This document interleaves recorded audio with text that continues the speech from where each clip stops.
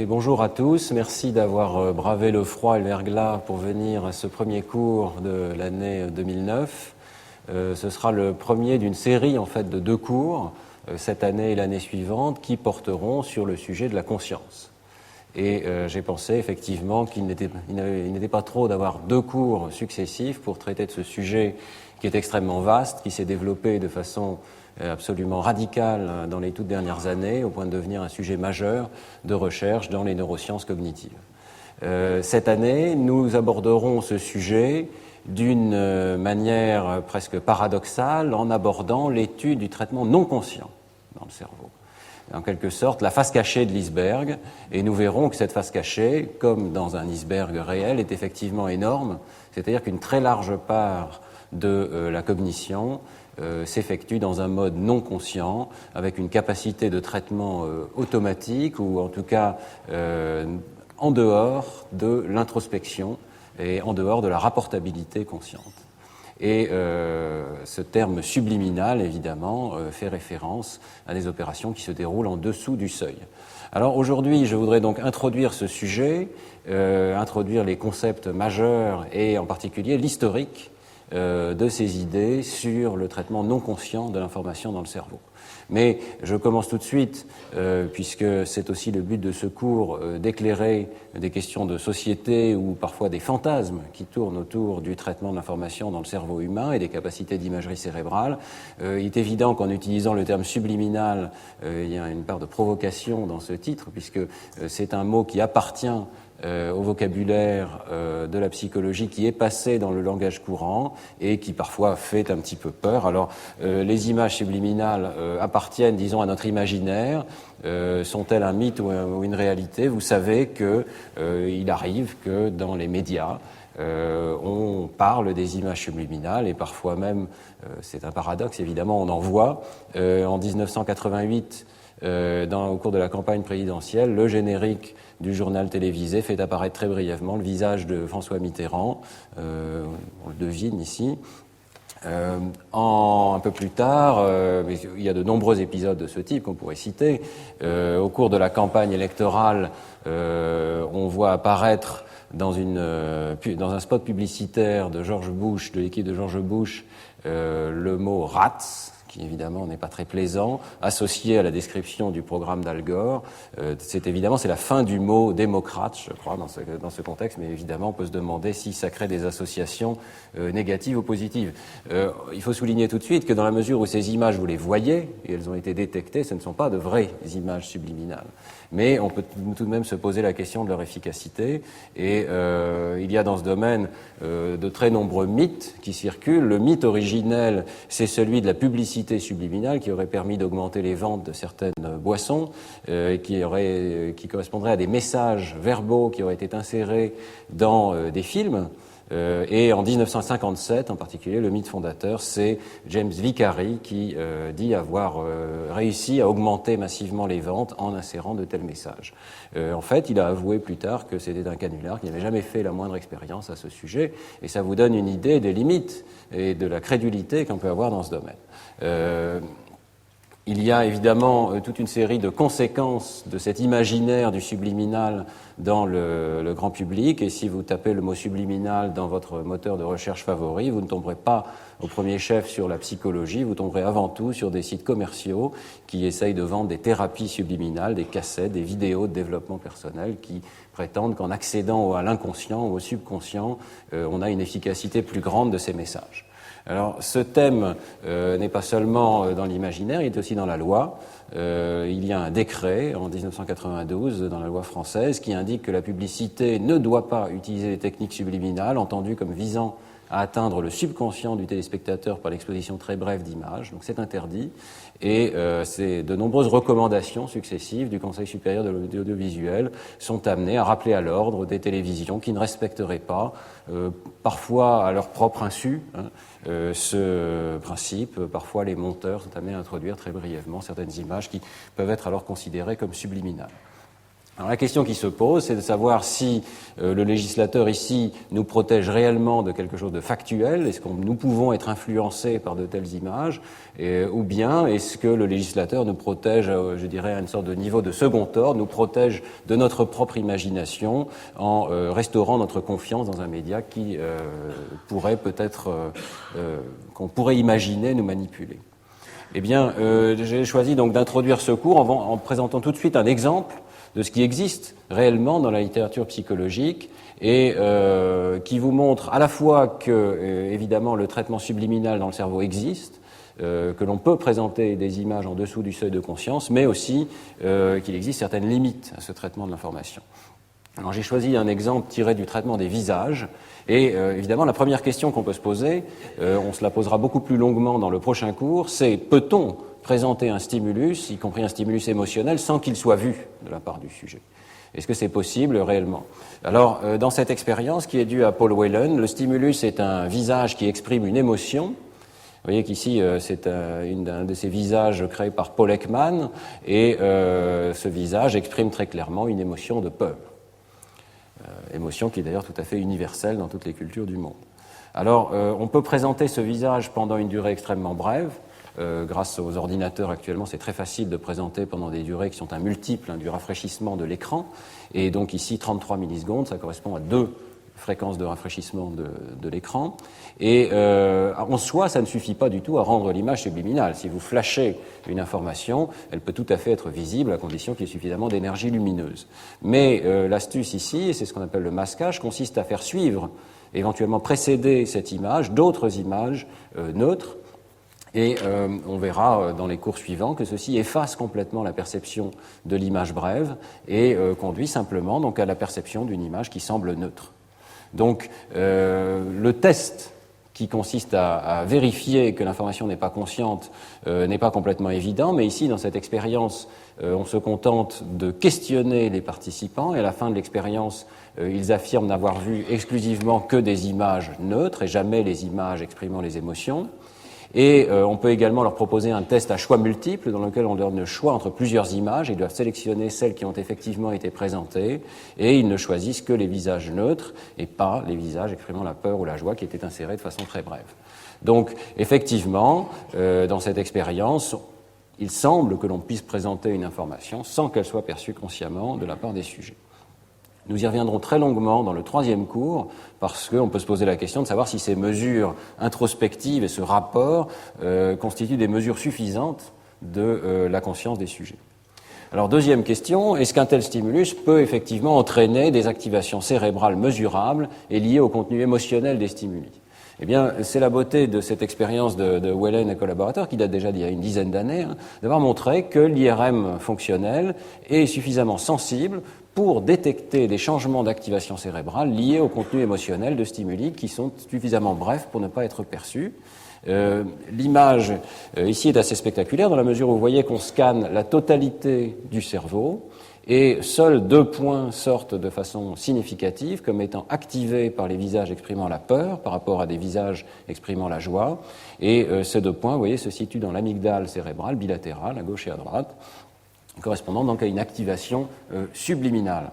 Si on regarde un petit peu plus près ces activations, vous voyez que au fil des essais successifs, différents blocs d'essais, on conserve une très forte différence d'activation entre les visages qui expriment la peur et les visages qui expriment la joie. De façon intéressante, l'activation globale de l'amygdale diminue et donc si on ne scannait que les visages exprimant la peur, on pourrait peut-être la manquer parce qu'elle retourne au niveau de la ligne de base, mais vous voyez que la différence avec les visages qui expriment la joie reste particulièrement manifeste. Donc, ce travail montre clairement que le contenu émotionnel de visage et peut-être des propriétés extrêmement basiques et physiques des visages, il semble maintenant que ce soit essentiellement la forme du blanc des yeux soit suffisante pour exprimer déjà une émotion qui soit décodable par ce circuit de l'amygdale, eh bien, ça peut donc traverser le cerveau et conduire à une activation précise dans une région qui est associée au traitement de stimuli émotionnels. Alors, 3e question qu'on peut se poser, est-ce que ce traitement non conscient a une réelle influence? Est-ce qu'il peut conduire à modifier certaines de nos décisions? Ce sera l'objet de l'ensemble du cours, donc j'y reviendrai très longuement dans les cours suivants. Mais juste dans cet exemple, on peut voir que la présentation de visages masqués peut effectivement conduire à des modifications de certaines de nos décisions. Et j'ai choisi un exemple extrêmement simple et très intéressant qui est dû au travail de Sid Quider, qui est ici à Paris, à l'École normale supérieure, avec Rick Hanson, dans lequel on se contente pas seulement de présenter un visage pendant une durée extrêmement brève, entouré, vous voyez ici, de masques qui sont formés en fait de fragments de visage qui sont extrêmement efficaces pour effacer la perception de cette amorce subliminale, mais on présente ensuite une deuxième fois un visage qui peut être le même, dans cet exemple ici, avec un changement de taille, ou bien qui peut être un visage différent. Donc, vous voyez ici qu'on a toutes sortes de conditions qui sont définies par le fait que le visage peut être physiquement identique, il peut être le visage de la même personne mais vu sous un point de vue différent, ou bien il peut être le visage de deux personnes différentes. Et un autre facteur qui est manipulé dans cette expérience de Sid Quider, c'est le caractère célèbre ou non célèbre des personnes qui sont présentées. La moitié des visages sont des visages de personnes célèbres, l'autre moitié sont des visages de personnes inconnues. Alors, cette expérience va donc permettre de poser une question extrêmement simple. Est-ce que la présentation du visage pendant une durée brève, subliminale, influence le traitement ultérieur du même visage lorsqu'on le rencontre une deuxième fois? Est-ce qu'il y a une trace d'une sorte de facilitation créée par le premier visage? Et la réponse dans cette expérience est évidemment positive, et ça nous introduit à cette notion d'un phénomène d'amorçage subliminal, c'est-à-dire que déjà, si on mesure tout simplement le temps de réaction du sujet, eh bien, le temps de réaction du sujet va s'accélérer dans un jugement ici qui est familier ou non familier. Le temps de réaction va s'accélérer lorsque le visage que l'on voit est précédé d'un visage qui est rigoureusement identique. Mais ce qui est plus intéressant encore, on trouve à nouveau une facilitation un tout petit peu moindre ici, lorsque le visage que l'on voit consciemment est précédé d'une présentation subliminale d'un visage qui est vu sous un angle légèrement différent. Donc ce n'est pas le même stimulus physique, mais il semble que de façon non consciente, le cerveau soit capable d'extraire des indices suffisants pour reconnaître qu'il s'agit de la même personne. Et nous étendrons très longuement sur cette question de savoir quelles sont les étapes de traitement qui peuvent être traversées de façon subliminale. Vous voyez ici que déjà des étapes relativement abstraites, d'invariance perceptive, sont susceptibles d'être contactées. Autre phénomène intéressant, l'amorçage n'existe pratiquement que pour les visages familiers. Il y a très peu d'amorçage, sinon pas du tout d'amorçage pour les visages non familiers. C'est la même chose dans le domaine des mots. Il y a souvent très peu d'amorçage lorsqu'on travaille les pseudomots par rapport à des mots réels. Alors, Sid Quider et Rick Hanson vont plus loin. Ils pratiquent l'imagerie cérébrale avec deux modalités différentes d'imagerie. D'abord l'IRM fonctionnel, qui leur montre qu'une région qui se situe dans le cortex fusiforme gauche ici, et qui s'intéresse au visage, est effectivement contactée et subit un phénomène d'amorçage. On voit ici, ce sont des effets qui sont faibles et qui sont toujours difficiles à détecter en IRM fonctionnel, mais vous voyez qu'il y a une réduction d'activité lorsque le stimulus consiste en deux fois de suite le visage de la même personne par rapport à la situation où on présente deux visages de personnes différentes. Donc on peut voir ces résultats de plusieurs façons, mais une des manières, c'est de dire qu'il y a une réduction du temps de traitement, du travail de traitement pour le deuxième visage lorsqu'il est identique au premier. Autrement dit, une sorte de facilitation qui a été engagée par le premier visage non conscient. Et c'est assez intéressant parce qu'ici, si quelque chose, en fait il n'y a pas d'interaction ici, mais ici quelque chose, il y a plutôt plus d'effets pour les visages non familiers. Autrement dit, c'est un traitement qui est peut-être un tout petit peu différent de ce qui est révélé par les temps de réaction eux-mêmes, un traitement d'invariance perceptive, mais qui s'appliquerait en fait à l'ensemble des visages connus et inconnus dans cette région. Et de fait, Sid Quider et collaborateurs complètent cette analyse par une analyse en potentiel évoqué qui nous donne la dynamique de déroulement de l'activité cérébrale. Donc cette fois-ci, vous avez une dimension de temps ici qui est en millisecondes et qui vous montre le temps de présentation de l'amorce et du visage cible. Vous voyez que comme il y a toute une série d'événements visuels, le profil d'activation est assez complexe, mais à un moment bien précis dans le temps, on voit apparaître une différence de topographie postérieure ici, au niveau de la N1, qui montre très clairement une différence d'amorçage, c'est-à-dire que la présentation deux fois de suite du même visage conduit à un changement significatif du traitement dans cette étape particulière du traitement, environ 170-200 millisecondes après la présentation du stimulus.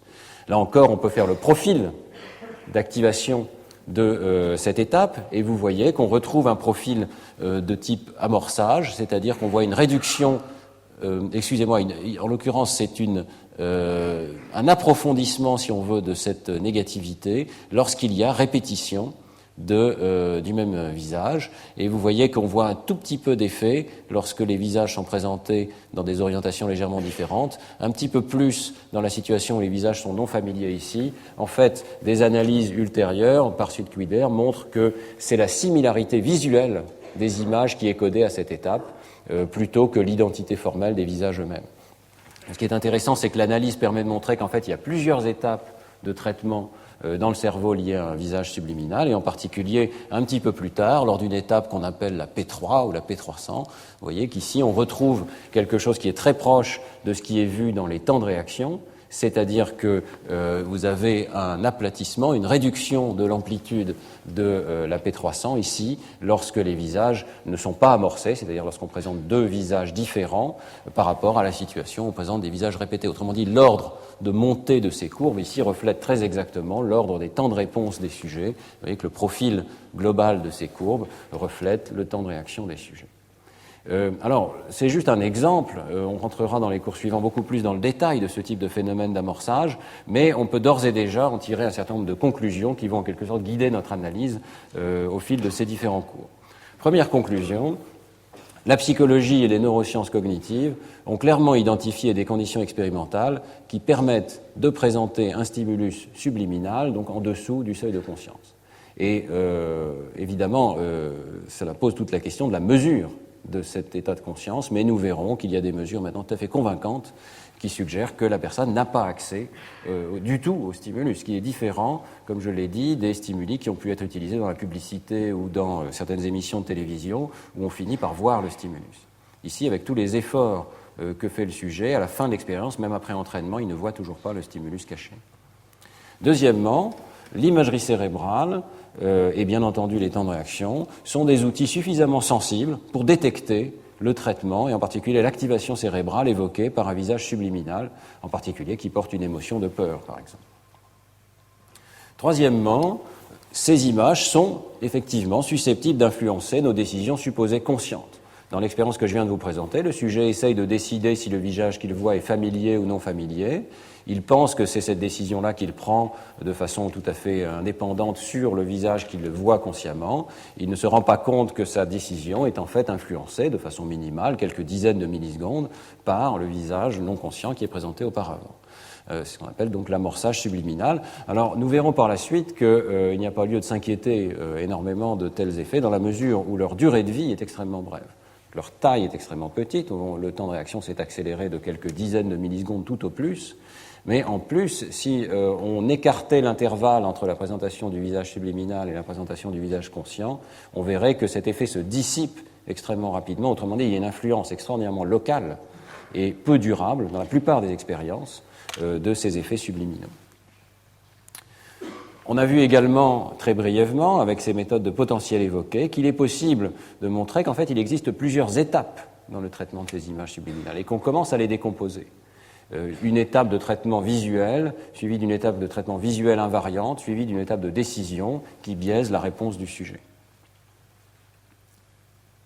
Alors il est temps peut-être de proposer une définition précise de ce que c'est qu'une perception donc subliminale. Le terme réfère évidemment à une perception de stimuli sous le seuil, c'est le terme limen en latin, donc sous le seuil de conscience, qui néanmoins influence la pensée, les sentiments ou les actions que nous pouvons mener, ou de manière générale le traitement de l'information dans le cerveau. Vous voyez que cette définition n'est pas neutre, et nous allons la questionner au fil du cours, dans la mesure où d'abord elle suppose qu'il y a effectivement un seuil. C'est-à-dire que la conscience se comporte un petit peu comme le seuil d'une porte qu'il faut franchir, qui a une composante non linéaire, et que l'on peut franchir, ou peut-être qu'on peut rester sur le seuil ou en deçà du seuil de conscience. Ce n'est pas un concept neutre sur le plan théorique, mais nous verrons qu'il y a une certaine validation dans des mesures d'activation non linéaires qui effectivement se comportent comme un seuil. Deuxièmement, elle suppose qu'on est capable de mesurer ce seuil et au minimum de se placer très en dessous de ce seuil, c'est-à-dire dans des conditions telles que jamais, à aucun essai, le sujet ne perçoive le stimulus. Alors là encore, on peut questionner cette notion et se demander s'il n'y a pas certains essais où le stimulus est perçu consciemment, si ces essais à eux tout seuls suffisent à expliquer les petits effets d'amorçage qui sont vus dans les données. Ça a fait l'objet d'immenses débats en psychologie et nous reviendrons en particulier au troisième cours, donc dans 2 semaines, sur cette question de savoir si effectivement on peut considérer que cet amorçage subliminal est réel dans la mesure où on trouve des conditions où la plupart, sinon tous les essais, sont non conscients. Troisièmement, ça suppose qu'on est capable de mesurer indépendamment le traitement conscient et l'influence du stimulus sur la pensée, l'émotion ou l'action entreprise par les participants. Autrement dit, il faut avoir 2 mesures distinctes.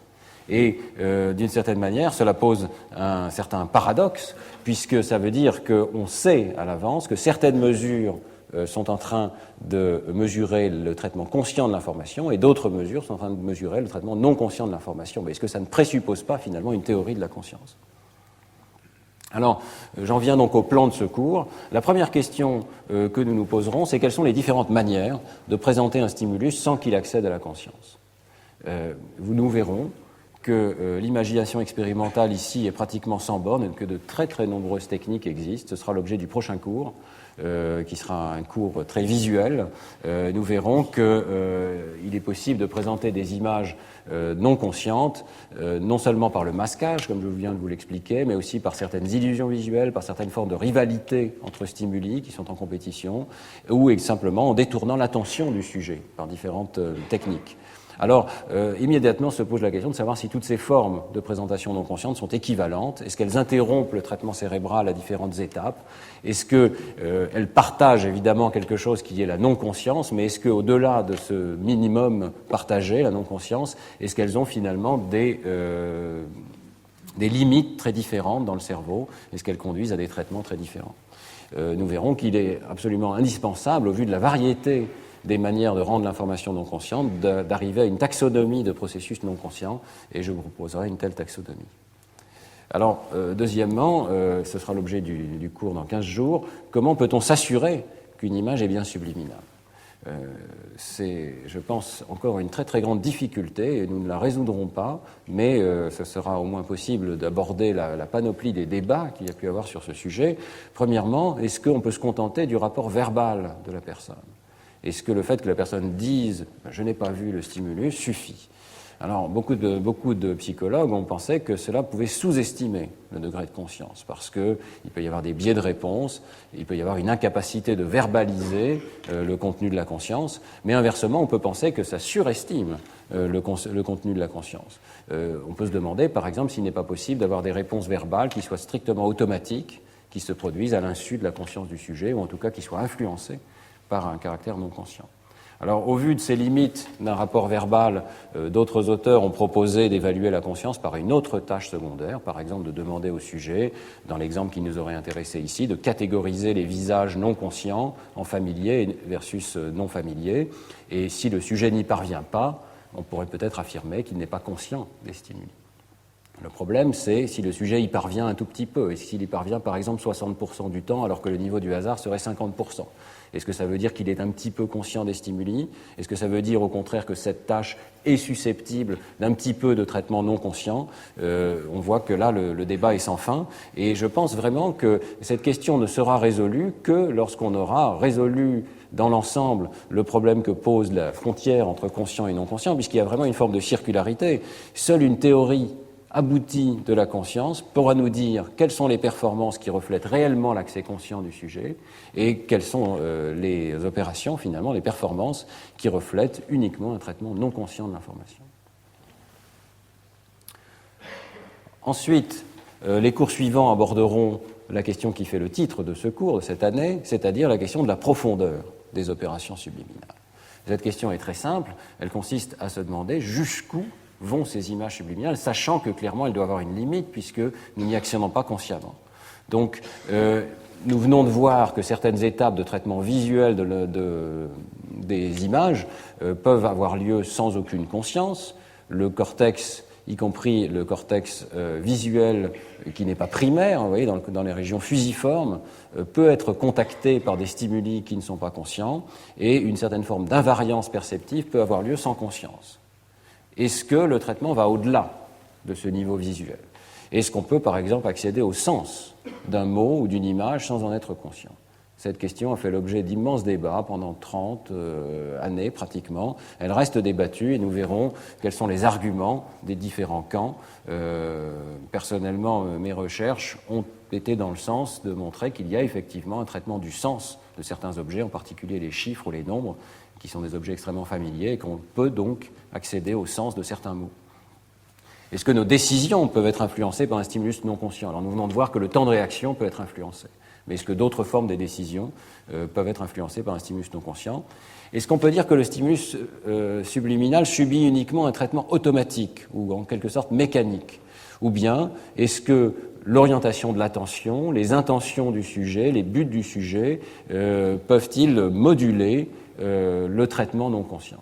Nous verrons là encore, avec certaines expériences qui ont été faites au tout départ par Lionel Nakache dans le laboratoire, que en fait, le traitement subliminal n'est pas pour autant un traitement automatique, dans la mesure où en fait il est influencé par les instructions que reçoit le sujet et l'attention que nous portons aux stimuli subliminaux modifie leur traitement. Alors, d'autres questions encore. Peut-on apprendre sans conscience? Est-ce qu'il y a la moindre réalité à ces cassettes qui nous promettent de changer notre comportement par des stimuli subliminaux? Bon, en laboratoire, évidemment, on se pose des questions beaucoup plus restreintes, mais on peut se poser la question, est-ce qu'il y a des traces durables qui sont mises en place par des stimuli subliminaux? Nous verrons que dans de rares cas, effectivement, un tel apprentissage sans conscience peut exister. La plupart du temps, les traces subliminales sont très évanescentes, mais il existe tout de même des situations où une forme d'apprentissage, rarement complète, mais toujours limitée, peut avoir lieu sans conscience. Et puis on peut se demander, est-ce qu'il y a des limites à ce traitement? Est-ce qu'il y a certaines étapes, et en particulier ce qu'on appelle le contrôle exécutif, qui peuvent s'exécuter uniquement lorsque l'information a été perçue de façon consciente? On touchera ici aux confins du subliminal et à l'entrée dans ce qu'on a appelé avec Jean-Pierre Changeux l'espace conscient. Moi, je pense personnellement, c'est la théorie que j'ai essayé de développer, qu'il y a effectivement un certain nombre de fonctions qui relèvent d'un traitement conscient. Autrement dit que la conscience a un rôle bien particulier à jouer, ou en tout cas qu'elle est associée à un certain nombre d'opérations qui ont un rôle bien particulier.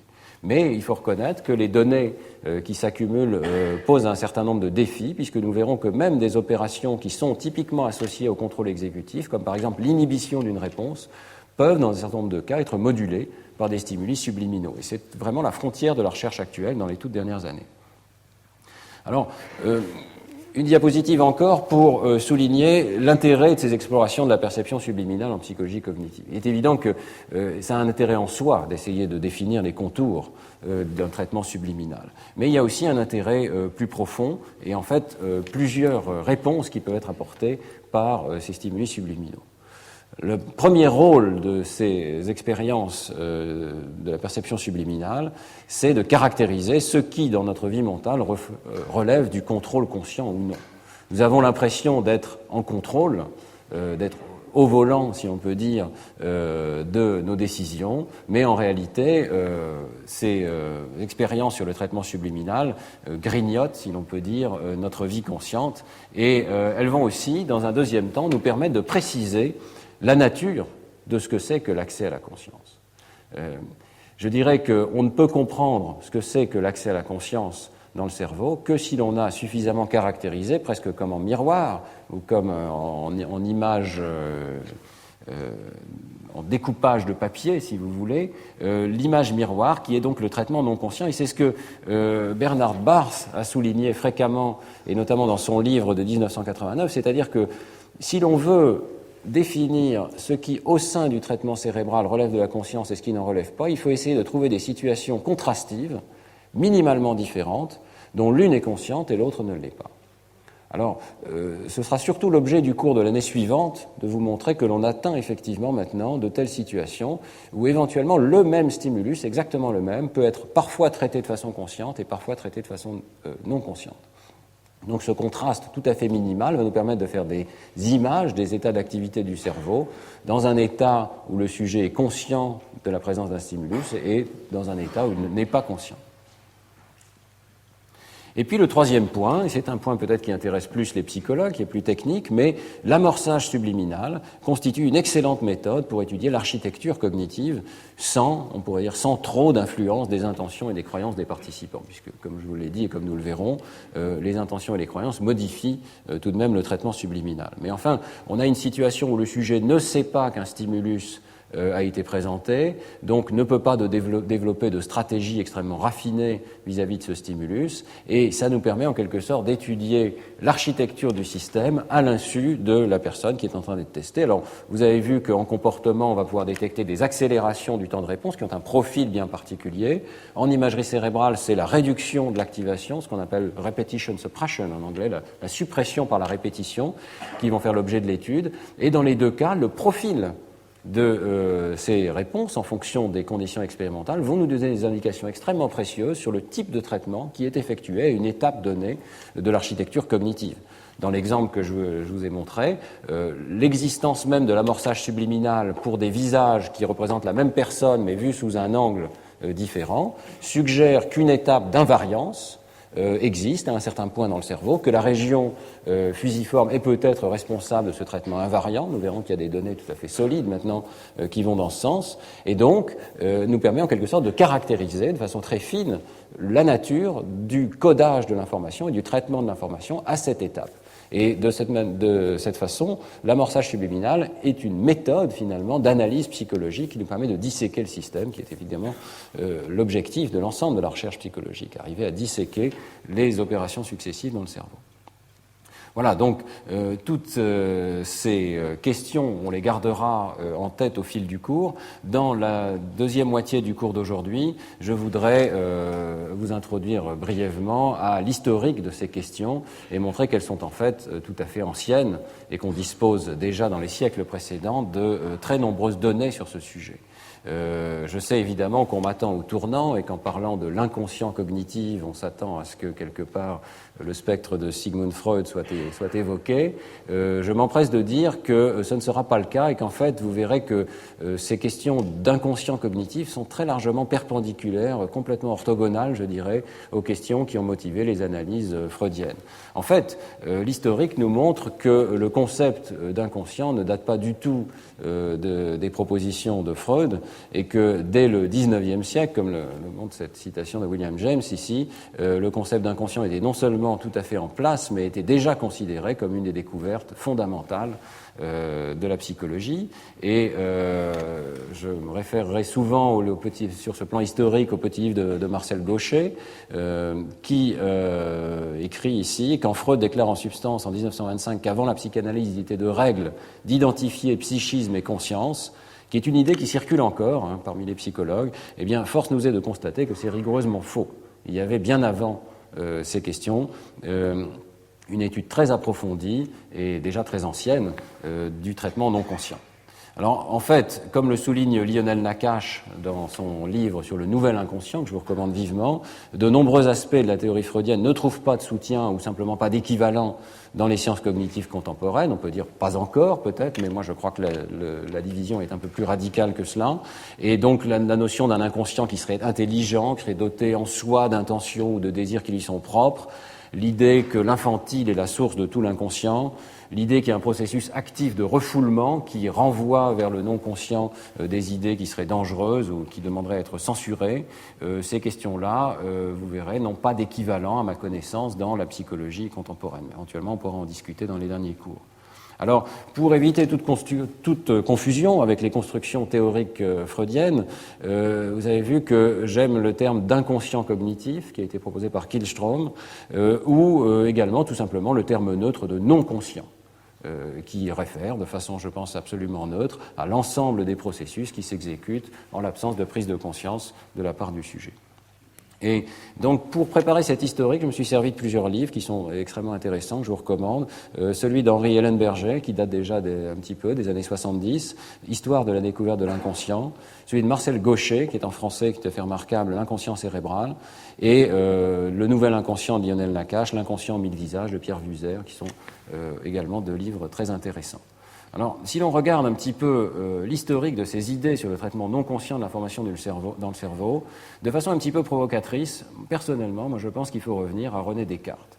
Je sais que c'est provocateur, puisque la psychologie contemporaine et les neurosciences contemporaines, en tout cas certains neuroscientifiques, retiennent surtout l'erreur de Descartes. C'est évidemment facile de pointer cette erreur effectivement réelle et fondamentale du dualisme, qui considère qu'il y a un niveau tout à fait distinct et non physique dans notre pensée.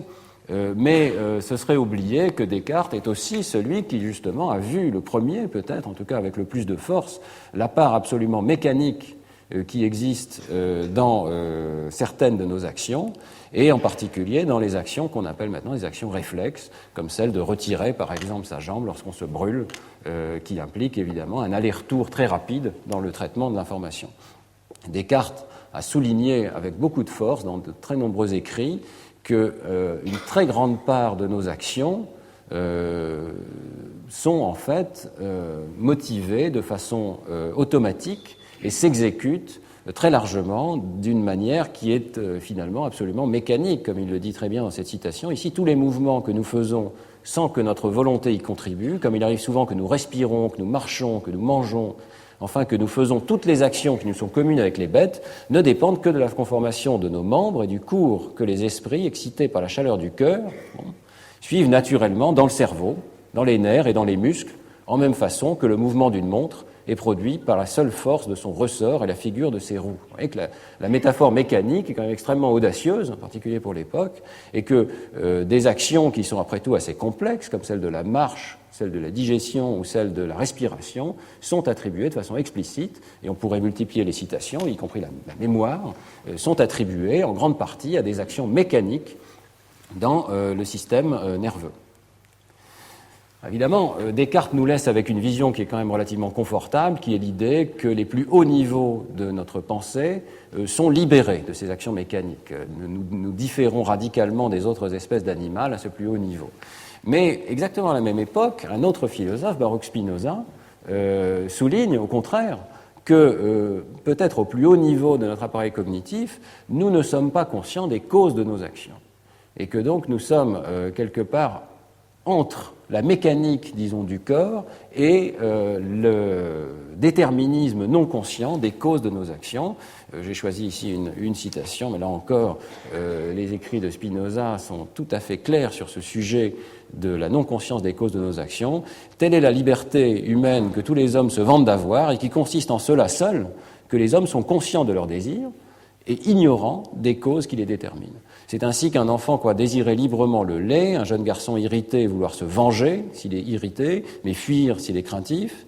Un ivrogne croit dire par une décision libre ce qu'ensuite il aurait voulu taire. De même, un dément, un bavard, de nombreux cas de ce genre, croient agir par une libre décision de leur esprit et non pas portés par une impulsion.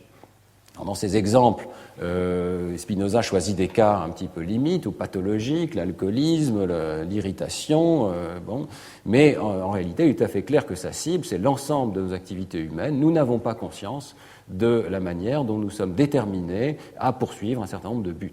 Et donc, à la fois au plus haut niveau et au plus bas niveau, notre conscience est encadrée par des phénomènes non conscients. Alors, au niveau du XVIIe siècle et du XVIIIe siècle, on pourrait multiplier encore les philosophes qui sont nombreux, particulièrement Diderot en particulier, j'aurais pu mettre aussi Leibniz, à avoir souligné qu'il existe une très large part de notre cognition qui échappe à la conscience. Mais évidemment, à cette époque, les mécanismes cérébraux n'étaient pas encore bien disséqués. Néanmoins, si on revient donc sur cette notion de réflexe qui est déjà vue par Descartes, eh bien, c'est ensuite au début du XIXe siècle que Marshall Hall va décrire de façon maintenant neurologique l'existence d'opérations réflexes dans notre système nerveux et en particulier proposer ce concept d'art réflexe qui est après tout la première série d'opérations qui va s'exécuter, qui peuvent être des opérations relativement intelligentes, entre guillemets, des actions coordonnées qui se déroulent en l'absence totale de contrôle volontaire de nos mouvements. C'est Gaucher qui cite Canguilhem ici, disant que Hall scandalisait beaucoup de physiologistes en attribuant à la moelle un pouvoir de régulation des mouvements que très souvent encore on croyait être l'apanage du cerveau. Autrement dit, à cette époque, on commence à se rendre compte qu'il existe au sein du système nerveux une organisation enchâssée et que certains éléments de son opération échappent totalement au contrôle conscient. C'est le cas en particulier des opérations qui relèvent de la moelle épinière qui peuvent conduire à des actions coordonnées du corps, y compris la marche par exemple. Et il revient à Hughlings Jackson, le père, disons, de la neurologie, de s'inspirer des idées darwiniennes, puisque le livre de Darwin sort en 1859, pour appliquer ces théories à la neurologie et montrer qu'en réalité, au sein de notre appareil psychique, il existe probablement une série d'évolutions successives avec une hiérarchie, une continuité fonctionnelle du système nerveux, depuis la moelle jusqu'au tronc cérébral, jusqu'aux hémisphères cérébraux, qui fait que le pinacle, si l'on veut, du cortex cérébral humain s'appuie en fait sur des niveaux inférieurs dans lesquels on peut retomber, c'est son principe de dissolution, de réduction à un état d'avantage automatique, lorsque l'on souffre de maladies particulières, par exemple d'épilepsie ou de lésions cérébrales, mais aussi peut-être lorsqu'on est sous l'influence de drogues telles que l'alcool, par exemple. Alors, on voit ici dans cette vision jacksonienne que notre accès à la conscience est finalement assez limité. On voit apparaître peut-être pour la première fois cette métaphore d'un espèce d'iceberg dans lequel la conscience ne représente qu'une toute petite partie émergée, mais nous avons en dessous toute une série d'opérations réflexes qui gouvernent la plupart de nos comportements. La neurologie, évidemment, fournit donc ce concept d'arc réflexe, ces concepts d'opérations primitives comme celle de la respiration qui viennent de noyaux localisés dans le tronc cérébral et qui donc échappent très largement à notre contrôle conscient. Mais alors, comme le souligne Gaucher très bien dans son livre, ça peut conduire finalement à deux sortes de tentatives de restaurer l'unité du système psychique. Et ces deux tentatives existent dans l'histoire de ces questions. La première, ce serait de dire, mais finalement, l'arc réflexe n'échappe pas vraiment à la conscience. Il y a une sorte de conscience qui, finalement, est présente dans l'ensemble du système nerveux. C'est-à-dire que peut-être on peut considérer qu'il y a une sorte de précurseur, d'un début de conscience dans les opérations même les plus primitives de certains organismes que nous avons conservées dans certaines opérations de notre moelle épinière. Donc c'est une sorte de panpsychisme qui, à mon avis, n'est pas très intéressant, mais qui continue d'influencer la pensée de certains contemporains. Il est difficile d'échapper à l'idée que peut-être la conscience n'a pas de réalité, n'a pas de frontières extrêmement nettes, mais qu'elle se dissout en quelque sorte dans des opérations de plus en plus élémentaires dont on retrouve les traces, y compris dans nos réflexes. Alors il y a la vision exactement inverse, qui est de dire, et finalement la conscience est peut-être très largement une illusion, le modèle de l'arc réflexe est extrêmement simple et tentant, peut-être peut-on étendre ce modèle de l'arc réflexe jusqu'au plus haut niveau du système cognitif, et donc ne voir finalement dans l'ensemble du système nerveux qu'une sorte d'immense arc réflexe. Et donc on voit cette tension entre des personnes qui vont mettre la conscience dans l'ensemble du système nerveux et d'autres personnes, au contraire, qui vont avoir une vision éliminativiste, qui vont essayer finalement d'éliminer la conscience du système et de montrer qu'on peut considérer l'ensemble du système nerveux jusqu'au plus haut niveau comme une espèce d'immense mécanique.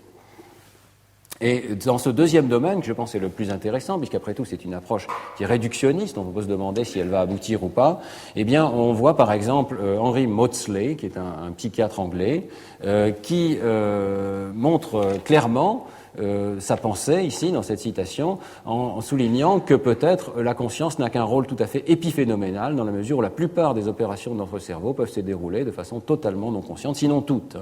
Donc il faut clairement se rappeler cette importante vérité, je cite Maudsley, que la conscience et l'esprit ne sont pas la même chose.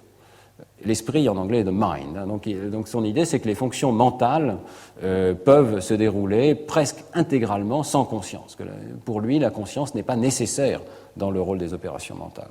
La conscience n'est pas l'esprit mais un phénomène concomitant, peut-être un épiphénomène de ces opérations. Un homme ne serait pas moins une bonne machine intellectuellement sans la conscience qu'avec elle.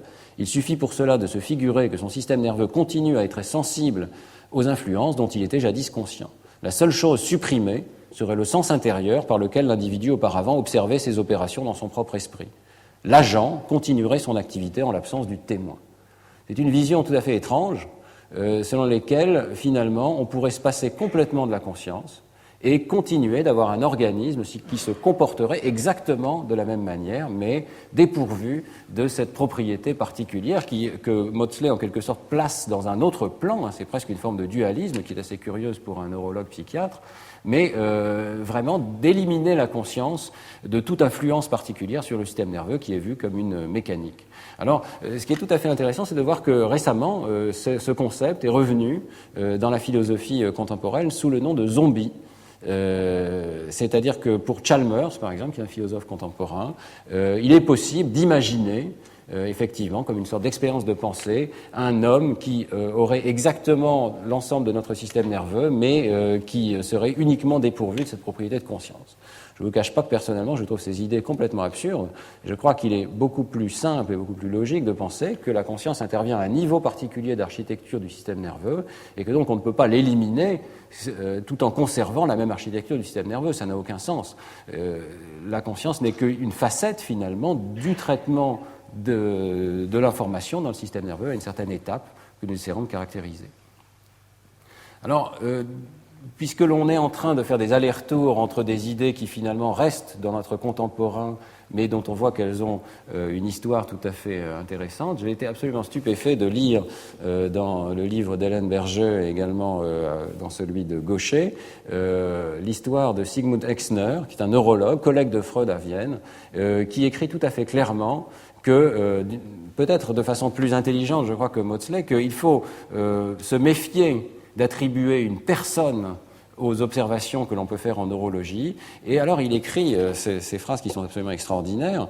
Les expressions « je pense »,« je sens » ne sont pas de bonne manière de s'exprimer. Il faudrait dire « ça pense en moi »,« ça ressent en moi ».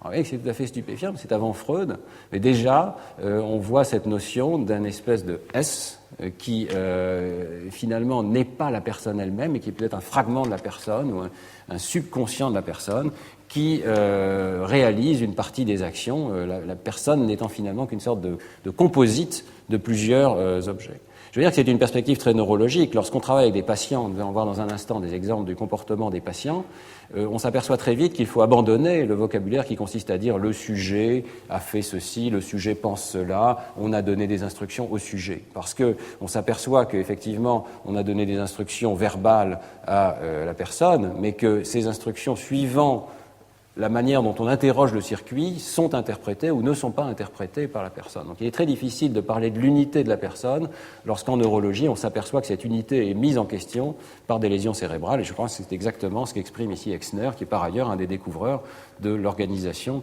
de certains circuits par le biais de la méthode des lésions. Alors, si on vient maintenant à la psychologie, à la sociologie, qui sont également au XIXe siècle, à la fin du XIXe siècle, début du XXe, disons, des éléments tout à fait fondateurs de ce concept de non-conscient. Ça me réjouit ici de citer trois membres du Collège de France qui ont joué un rôle important. Le premier est titulaire de la chaire de psychologie, Théodule Ribot, qui est en particulier le fondateur de la revue philosophique de la France et de l'étranger, qui a décrit, on va le voir dans une seconde, les lois de la mémoire et de l'amnésie. Il a énormément analysé le rôle de l'attention par les méthodes de la psychologie de l'époque, qui comprenaient déjà les temps de réaction et la capacité de présenter des stimuli avec un contrôle fin sur le temps de présentation. Et à la fois dans le domaine de l'attention et dans le domaine de la mémoire, il a souligné que toute une partie du traitement, en particulier la mémoire des savoir-faire, relevait de souvenirs qui n'étaient pas conscients. Le deuxième, c'est Gabriel Tarde, qui est un sociologue, juriste, philosophe, et qui a souligné le rôle de l'imitation dans le comportement de l'homme en société. C'est-à-dire, cette fois-ci, c'est plus simplement le traitement visuel, c'est plutôt la manière dont nous réagissons collectivement aux stimulations qu'après tout nous nous envoyons réciproquement, qui sont des stimulations sociales, et il voit dans l'imitation un mécanisme non conscient, fondamental, à la base de la formation de la société, en particulier à la base du comportement des foules. Alors, c'est tout à fait intéressant de voir cette prémonition, disons, du rôle de l'imitation, qui là encore est devenu un très grand sujet contemporain. Ce sera peut-être l'objet d'un cours. On sait, par exemple, que dès le plus jeune âge, les nouveau-nés vont avoir un comportement d'imitation tout à fait élémentaire qui va faire qu'ils vont répondre à des stimulations du visage d'un parent qui, par exemple, va ouvrir la bouche, déclenchant ainsi des comportements d'imitation chez le nouveau-né. Plus tard, ces comportements d'imitation jouent un rôle tout à fait important et effectivement non conscient dans la communication entre individus. Il y a une forme de communication non verbale qui s'établit par le fait que nous nous imitons mutuellement sans en avoir conscience. La troisième personne que je voulais citer, c'est Pierre Janet, bien entendu, autre titulaire de la chaire de psychologie, qui, aux côtés de Charcot, effectue les premières recherches expérimentales du somnambulisme, de l'hypnose, de l'hystérie, de l'écriture automatique, de tous ces états de conscience modifiés, un petit peu étranges, qu'à l'époque passionnent le public, et qui montrent que dans ces états, il existe effectivement une forme d'envahissement du sujet par des idées qui sont largement automatiques et non conscientes. Il effectue en fait des premières études qu'on pourrait appeler pré-freudiennes de patients névrosés, comme on dirait aujourd'hui, possédés par des idées fixes, et il montre effectivement que certaines de ces idées relèvent effectivement de la petite enfance. Donc, ce sont beaucoup d'idées qui sont en fait des précurseurs des idées de Freud. On peut vraiment pas considérer que les idées de Freud surviennent dans un vide, ce que montre très bien le livre de Henri Ellenberger. Et en fait, en 1913, Pierre Janet a un débat tout à fait vif avec Freud parce qu'il revendique la paternité des idées qui sont présentées par Freud et qu'il a développé en fait dans un livre en 1889, L'automatisme psychologique, dans lequel il montre que beaucoup de nos activités relèvent en fait, pour totalité ou en partie, d'automatisme non conscient. Pierre Janet revendique également la paternité du mot subconscient. Il dit, et il semble que ce soit vrai, puisqu'on n'a pas retrouvé le mot auparavant, que le mot subconscient lui est dû et qu'il a introduit volontairement ce mot pour décrire donc cette série, ce bouillonnement, disons, de buts non conscients que nous pouvons avoir et qui parfois sont très anciens. Donc en conclusion, il est tout à fait clair qu'à la fin du XIXe siècle, le concept d'opération non consciente est déjà très largement familier, des psychologues parisiens en particulier, et je crois dans le monde. William James donc le souligne de façon tout à fait nette. Au XXe siècle, pour terminer, 3 contributions majeures vont être faites par la neuropsychologie. Et comme je ne parlerai pas beaucoup de neuropsychologie, mais beaucoup d'études du sujet normal dans le reste de ce cours, j'ai voulu les souligner d'emblée, parce qu'elles constituent vraiment le vivier d'idées, je dirais, qui ont conduit à conserver vivante cette notion d'une étude de la conscience. Il y avait une très grande suspicion pour les études de la conscience en psychologie. C'est un sujet dont on ne pouvait guère parler dans les dernières 30 années. C'est seulement, je dirais, dans les 15 dernières années qu'on a vu progressivement, très largement grâce au travail de Francis Crick et Christophe Corr, un retour à l'analyse de la conscience. Mais ce qui a gardé le sujet vivant, c'est vraiment la neuropsychologie, avec 3 domaines majeurs que je voudrais simplement mentionner rapidement. Le premier, c'est l'amnésie. J'ai mentionné que déjà Ribot avait dégagé certaines lois de l'amnésie, notamment ce qu'on appelle la loi de Ribot, le fait que les souvenirs les plus anciens sont préservés dans certaines amnésies. Et Korsakoff, en particulier, a décrit l'amnésie, le syndrome qui porte son nom actuellement, qui est l'oubli à mesure, c'est-à-dire le fait que certains patients amnésiques ne parviennent pas à engranger en apparence des souvenirs épisodiques nouveaux. Ils ne se remémorent pas consciemment des événements quelques heures, ou parfois quelques minutes, ou quelques dizaines de secondes après les avoir vécus. En particulier, ils vont rencontrer le médecin et à chaque fois avoir l'impression que c'est une rencontre totalement nouvelle avec une personne qu'ils n'ont jamais rencontrée. Mais ce qui est tout à fait remarquable, et qui a été observé très précocement par Korsakoff et surtout par Claparède, qui a étudié ce phénomène, c'est l'apprentissage implicite. C'est-à-dire que bien que ces patients semblent vivre dans un monde perpétuellement nouveau dans lequel ils n'ont pas souvenir d'avoir rencontré telle ou telle personne, ils peuvent apprendre, et ils peuvent apprendre des compétences nouvelles ou des régularités du monde extérieur tout à fait à leur insu, sans avoir le souvenir d'avoir appris quoi que ce soit. Claparède dit les souvenirs sont encore là, du moins en partie, mais ils ne surgissent plus volontairement, ils ne sont plus rappelés. Vous voyez une différence entre le rappel explicite et le souvenir implicite. L'anecdote classique de Claparède, c'est une expérience, mais il en a mené beaucoup, mais cette expérience est restée un petit peu comme une expérience simple et classique. Il se présente devant un patient amnésique et il lui serre la main avec une épingle dans la main qui pique donc le patient, qui lui cause une vive douleur momentanée. Et le lendemain, lorsqu'il se représente devant le patient, eh bien, évidemment, la personne ne le reconnaît pas, pense avoir affaire à quelqu'un de tout à fait nouveau, une rencontre qu'elle fait pour la première fois, néanmoins refuse de serrer la main de Claparède et dit, après tout, on a bien le droit de ne pas serrer la main, mais ne se rend pas compte, évidemment, que le déterminant de son action a été causé par un souvenir implicite de la veille.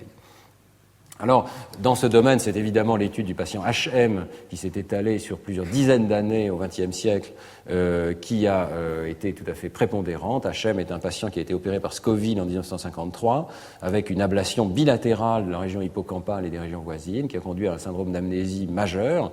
Et des études menées par Brenda Milner et Susan Corkin ont montré effectivement qu'il y avait des phénomènes d'apprentissage implicite qui étaient tout à fait authentiques. Par exemple, l'apprentissage du plan d'une nouvelle maison, l'apprentissage du plan d'un labyrinthe dans lequel il apprend à naviguer de plus en plus vite, l'apprentissage de la lecture en miroir, sont des phénomènes que le patient pouvait, dans une certaine mesure, maîtriser, sans pour autant avoir souvenir de les avoir appris. Bon, la difficulté dans le domaine de l'amnésie, c'est de faire la part de ce qui est conscient et ce qui n'est pas conscient, mais en tout cas, il n'y a pas remémoration consciente de ces apprentissages. Alors, on va plus loin avec un autre phénomène qui a également joué un rôle majeur au XXe siècle, celui du blind sight, la vision aveugle. C'est évidemment un savoir classique de la neurologie qu'en cas de lésion de l'aire visuelle primaire, on ne voit plus. Le patient est aveugle et toute vision consciente est abolie. Pourtant, en 1917 déjà, Ridoch, un médecin anglais, décrit ce qui est connu comme le syndrome de Ridoch maintenant, c'est-à-dire le fait que même en cas de lésion du cortex visuel primaire, eh bien, il peut encore y avoir une forme de vision du mouvement qui est préservée. Il décrit en particulier le fait que ces patients ont envie de tourner la tête et vont tourner la tête vers des mouvements qui leur sont présentés dans la périphérie, dans leur champ aveugle, tout en disant n'avoir rien vu. Ernst Poppel, dans Nature, en 1973, décrit le fait que certains patients avec des lésions de l'aire visuelle primaire peuvent mener des saccades visuelles ou pointer du doigt vers une cible tout en disant qu'ils ne l'ont pas vue. Mais si on les force à répondre, ils vont aller pointer du doigt vers la position de la cible. Et ces études, évidemment, vont être menées de façon magistrale par Larry Weisskranz et ses collaborateurs, et en France par Perrin et Jeannereau, qui répondent à de très nombreuses objections qu'on peut se poser sur ces cas. En particulier, le débat a beaucoup porté sur la question de savoir s'il n'y avait pas de la lumière diffuse qui sortait finalement du scotome du patient et qui allait dans des régions qui étaient restées intactes, mais il semble bien que ce ne soit pas le cas. Je ne décrirai pas en détail ces études dans le cours, je vais simplement mentionner que les mécanismes en jeu ne sont pas complètement dévoilés, mais le phénomène lui-même, la réalité du phénomène est tout à fait indiscutable. Il existe donc des voies visuelles très largement automatiques qui échappent à notre conscience, qui font qu'un patient aveugle peut néanmoins concerter certaines formes de fonctions visuelles. Les voies concernées peuvent être visualisées en imagerie cérébrale, et on invoque en particulier une voie qui passe par le colliculus supérieur, le pulvinar, l'amygdale. On voit à nouveau ce circuit amygdalien très automatique qui est de nouveau révélé ici, mais on évoque aussi la possibilité qu'il y ait des projections directes, en particulier vers les aires extrastriées et l'aire MT en particulier, codant pour le mouvement, sans passer pour autant par l'aire visuelle primaire. Donc la possibilité que certains circuits sous-corticaux, mais aussi peut-être corticaux, soient demeurés fonctionnels sans pour autant conduire à un état conscient de la part du sujet. La troisième observation, c'est celle de l'héminégligence spatiale, décrite par Holmes dès 1918 à nouveau. C'est toujours les blessés d'ailleurs de la Grande Guerre 14-18 qui ont conduit à ces observations neurologiques très nombreuses.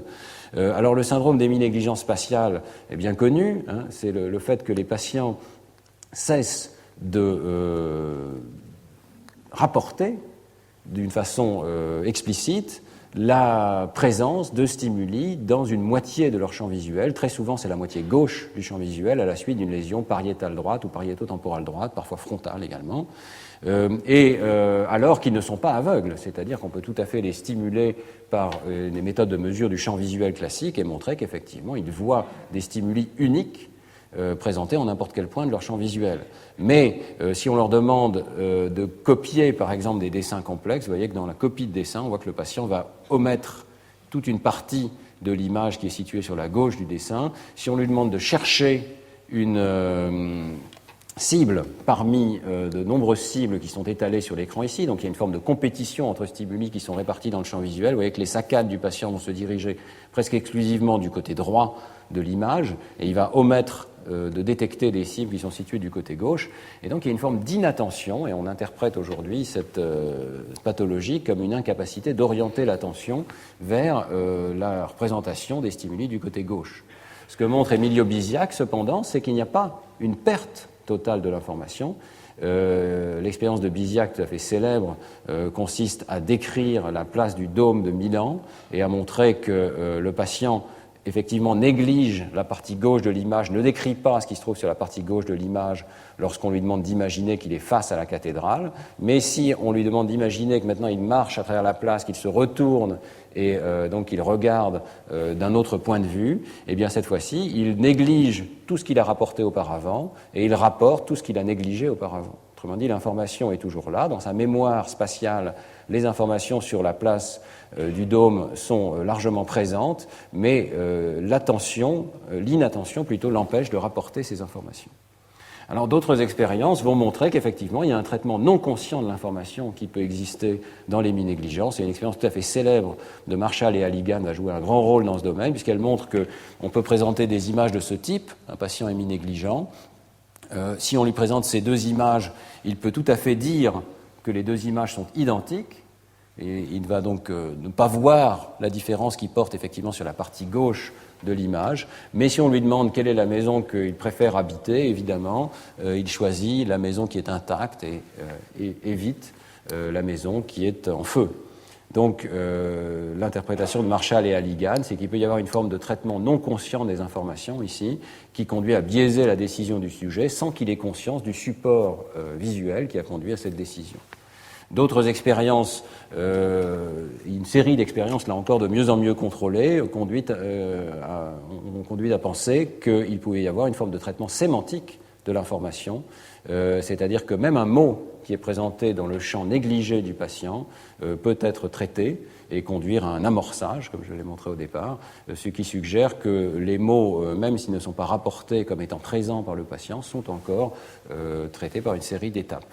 Et effectivement, l'imagerie cérébrale, ensuite, dans le travail de Ries, ici, qui a joué un rôle tout à fait fondateur, avec aussi Patrick Villemier, eh bien, ces travaux d'imagerie ont montré qu'un stimulus qui est négligé, que le patient donc ne voit pas, dont le patient ne rapporte pas la présence dans l'hémichamp gauche, eh bien, donc c'est ce qui est appelé ici éteint, le stimulus est éteint de la conscience du patient, eh bien, néanmoins, la présence de ce stimulus conduit à des activations cérébrales mesurables dans l'hémisphère contralatéral, donc l'hémisphère droit, dans les régions visuelles qui sont demeurées intactes, mais dont apparemment l'entrée en activité, ici, tout aussi forte que si le stimulus était unilatéral, et donc était vu, cette entrée en activité ne suffit pas apparemment à une perception consciente de la part du sujet. Donc ça soulève beaucoup de questions. Ça veut dire qu'une activité corticale peut avoir lieu en l'absence de conscience, une fois de plus, une activité assez forte, en fait aussi forte que si le stimulus était perçu consciemment. Et ça suggère donc qu'il y a d'autres éléments plus loin dans le circuit, probablement, qui font la différence entre un stimulus conscient ou non conscient. Et dans ce domaine, le travail sur l'héminégligence a joué un rôle motivateur très important. Je voudrais juste terminer ce cours en mentionnant que le changement des idées sur le traitement conscient et non conscient n'est pas seulement dû à la neurologie, comme j'ai pu en donner l'impression avec tous ces exemples. Même si la neurologie a joué un rôle fondateur, je crois qu'il y a un autre facteur qui est en jeu, et je terminerai avec cette dernière diapositive, c'est le changement de nos idées sur le traitement de l'information, la métaphore de l'ordinateur et les modèles computationnels du traitement de l'information dans le cerveau, les modèles mathématiques du traitement de l'information. On sait qu'il y a toute une série, au départ, de mathématiciens qui travaillent dans le domaine strictement de l'axiomatisation des mathématiques, mais qui les conduit à se poser la question de ce que c'est qu'une démonstration. Est-ce qu'une démonstration pourrait être faite d'une façon strictement logique ou mécanique, et qui les conduit finalement à une sorte de théorie de la démonstration. Et ce sont ces pionniers qui conduisent ensuite d'autres personnes, notamment donc d'une part Wiener et Shannon, d'autre part Turing et von Neumann, à formaliser de façon tout à fait explicite ce que sont ces opérations. On arrive d'une part à une théorie de ce que c'est que l'information, comment on peut quantifier la notion d'information, et c'est le travail évidemment de Shannon, et comment on peut modéliser certains traitements rétroactifs tout à fait élémentaires, c'est la cybernétique de Wiener, et d'autre part, on arrive avec Turing et von Neumann à une formalisation explicite des algorithmes, ce qu'on appelle maintenant les algorithmes, de traitement qui permettent de réaliser certaines opérations mathématiques ou d'ailleurs non mathématiques. Donc Turing est le premier à voir que certaines formes d'intelligence humaine, en particulier le jeu d'échecs, sur lequel il travaille énormément, pourraient être modélisées par des algorithmes effectifs réalisés dans des machines.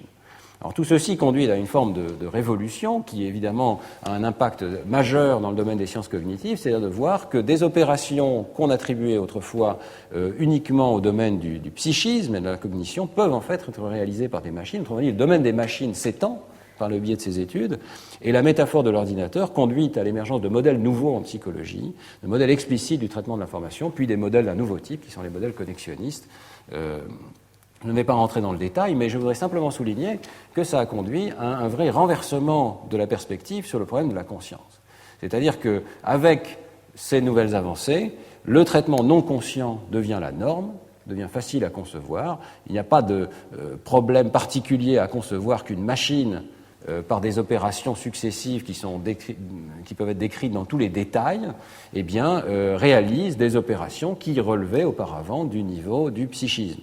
Donc, jouer aux échecs, pour prendre cet exemple très simple, peut relever d'un traitement mécanique et non conscient, pourquoi pas. Ce qui est difficile à concevoir maintenant, c'est le traitement conscient. Et finalement, c'est là qu'achoppe la recherche actuellement, c'est-à-dire la capacité de trouver des modèles dans lesquels il y a un sens à parler de conscience. Dans la vision, après tout, matérialiste qui est celle de la recherche en neurosciences cognitives, il n'y a pas de raison de penser qu'on ne puisse pas définir des architectures de la conscience. Mais il est vrai qu'il y a un problème particulier à se demander à quel niveau, quel genre d'architecture il faudrait avoir dans un ordinateur pour qu'il ait un comportement qu'on pourrait qualifier de conscient. Vous voyez, c'est un renversement complet de la perspective, parce qu'auparavant, et je pense jusqu'au XIXe siècle très largement, le traitement conscient ne posait pas de questions, c'était finalement comme ça que fonctionnait le psychisme, et c'est le traitement non conscient qui paraissait mystérieux. Et dans certaines mesures, au début de cet exposé, lorsque je vous ai parlé de traitement subliminal, on retrouve un petit peu cette notion-là, c'est-à-dire qu'intuitivement, ça ne nous paraît pas poser de questions que nous soyons conscients du monde extérieur, mais ce qui nous paraît poser question, c'est que nous ayons des motivations non conscientes. Mais la métaphore de l'ordinateur et la mécanisation, je dirais, ou la naturalisation de l'esprit, qui a été rendue possible par les avancées que j'ai décrites, nous conduit en fait à renverser complètement la question. Le traitement non conscient ne devrait pas poser de problème particulier. Il est après tout le résultat de cette machine cérébrale. Et c'est évidemment la frontière, le passage au niveau conscient, qui soulève des questions tout à fait particulières. Alors c'est sous cet angle que le cours reprendra la semaine prochaine. La semaine prochaine, donc, on décrira de façon tout à fait exhaustive les paradigmes qui permettent de rendre une information non consciente. Je termine juste en vous laissant cette diapositive qui vous donne un certain nombre de références qui peuvent être utiles. J'ai parlé des 4 premiers livres. Il y a aussi celui de Christophe Corr, The Quest for Consciousness, qui a été traduit en français, à la recherche de la conscience, qui est un bon textbook sur l'état de l'art, disons, dans la recherche sur la conscience dans les toutes dernières années. Celui de Bruno Breitmayer sur le masquage est une excellente référence à ces techniques sur ces phénomènes de masquage. 2 livres de Bernard Bars, qui, en particulier celui de 1989, constitue une très bonne référence pour une théorie cognitive de la conscience, et 2 articles ici de revue sur l'inconscient cognitif et en particulier les phénomènes d'amorçage subliminal. Je vous remercie.